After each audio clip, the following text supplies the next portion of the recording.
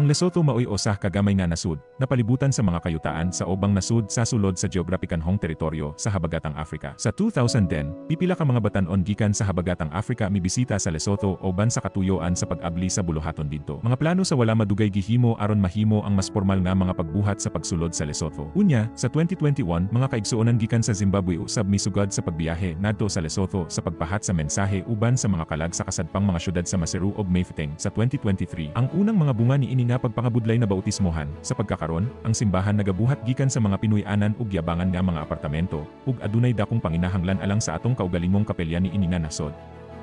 Ang atong pinakadako nga hagit na ang Lesotho nag-antu sa ekonomiya, oban sa dako nga gidaghanon sa kawalay trabaho.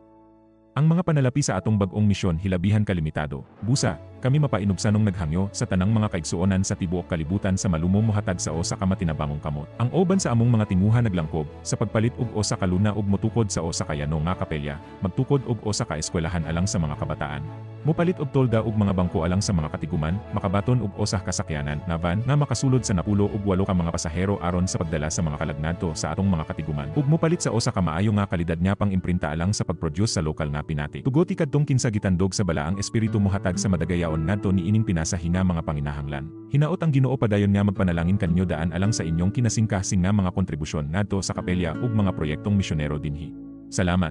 Inyong mga igsuong mga lalaki ug mga babaye gikan sa Lesotho.